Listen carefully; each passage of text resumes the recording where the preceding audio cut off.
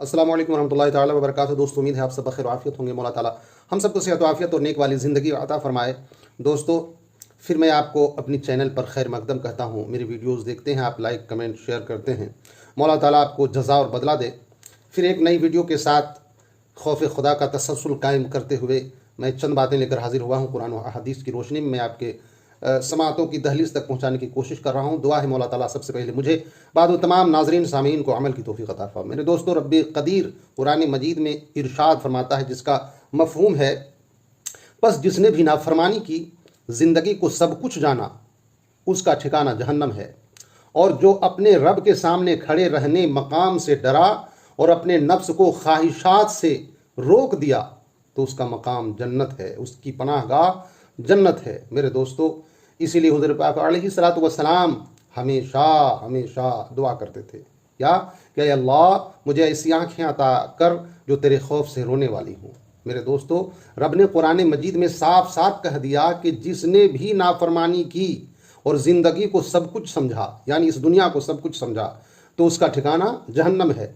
लेकिन जिसने अपने नफ्स की ख्वाहिशात को तोड़ दिया, उसके ख्वाहिशात को रद्द किया, रोक दिया अपने आप को, तो उसका मकाम और उसका ठिकाना, उसकी पनाहगाह जन्नत है। मेरे दोस्तों, हमें अपने नफ्स की ख्वाहिशात से बचने की ज़रूरत है, अपने नफसानी ख्वाहिशात को कंट्रोल करने की ज़रूरत है। हसद, लालच, कीना, कपट से हमें अपने आप को बचानी चाहिए। मेरे दोस्तों, हुज़ूर पाक अलैहिस्सलातु वस्सलाम इरशाद फरमाते हैं, कोई ऐसा मोमिन नहीं जिसकी आंखों से खौफ खुदा से मक्खी के पर के बराबर आंसू बहे और उसकी गर्मी उसके चेहरे पर पहुँचे, फिर उसे जहन्नम की आग कभी छू जाए। ऐसा हो ही नहीं सकता। मेरे दोस्तों, ऐसा हो ही नहीं सकता कि जो खौफ खुदा से रोए और जहन्नम की आग उसके चेहरे को जलाए।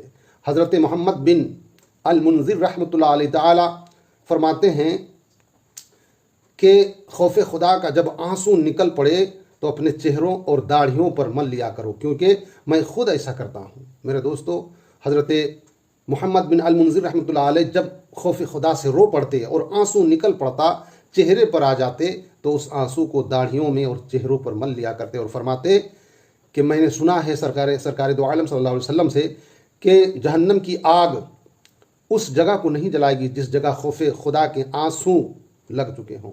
इसलिए अपने चेहरे पर वो मला करते थे। मेरे दोस्तों और बुज़ुर्गों, हमें चाहिए कि इन तमाम गुनाहों से तौबा करें।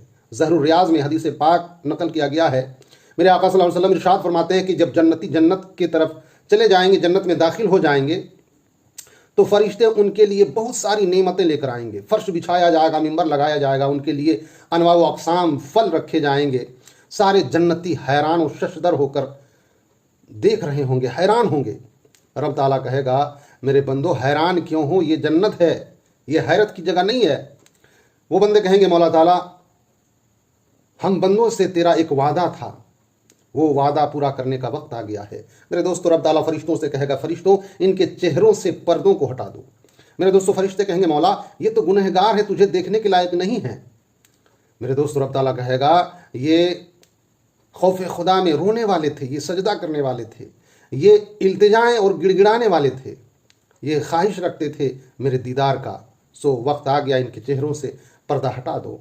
मेरे दोस्तों, जब दीदार होगा, जब पर्दा हटा दिया जाएगा और दीदार होगा, तो सब के सब सजदे में गिर पड़ेंगे।